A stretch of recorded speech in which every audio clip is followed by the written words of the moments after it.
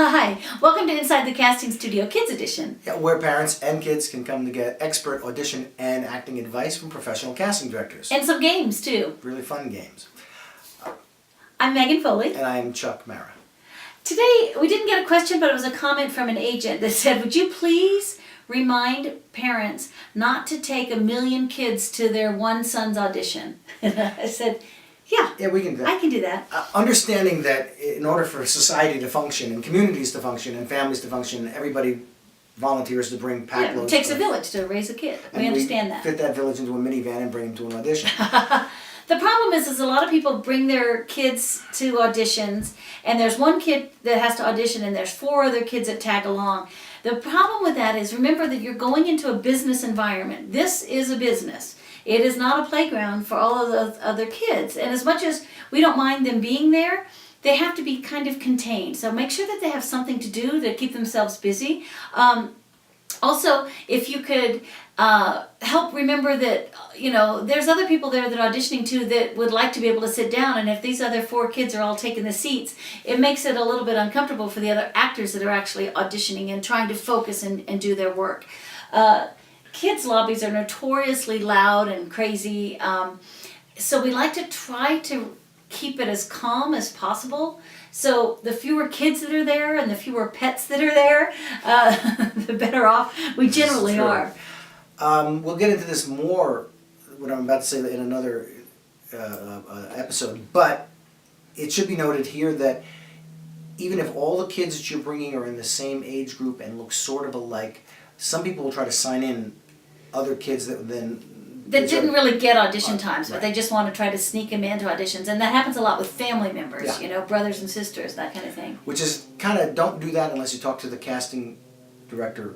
Or call your agent or talk to the casting director right then and there. And we're going to go into that in a little bit more detail because it definitely needs to be addressed.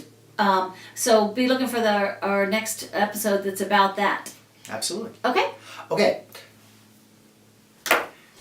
Oh, our game. Yeah. Oh, actually, it's not really just a game, right? No, it's tongue twisters.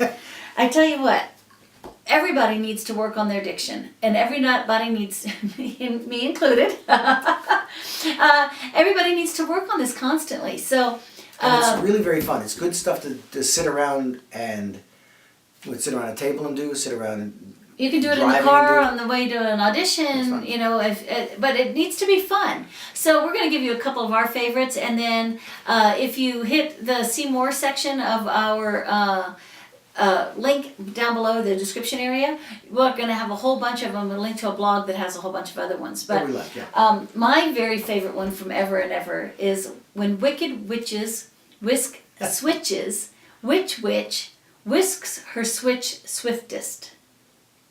Now, it's not about saying it fast, although you're going to end up saying it fast in the end. It is about using your entire mouth and really moving all the muscles in your mouth and tongue, and using your breath and getting all the sounds out. What's your favorite one?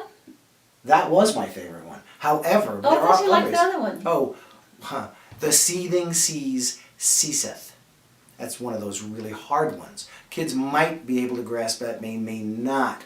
But teens will be able to, And we've done it in our kids' classes too. Yes. It's just more difficult. Yeah. Another favorite, a proper copper coffee pot. Mm-hmm. And a real traditional one, red leather, yellow leather. Yep. So you just practice them and get the mouth moving and get the S's sharp. And if you find that your child has a certain problem with certain letters, you can actually go online and look up different tongue twisters for specific letters. So that's kind of cool too. The trick is to practice what you don't do well. That's what we like to say. Always. So with that, I hope you got some good information here, and I hope you have fun doing these tongue twisters. If you like what you see, subscribe to us. Hit us up on Facebook, on Twitter, on Instagram. Yep, subscribe, write down your comments. I just said subscribe twice, didn't I? That's okay.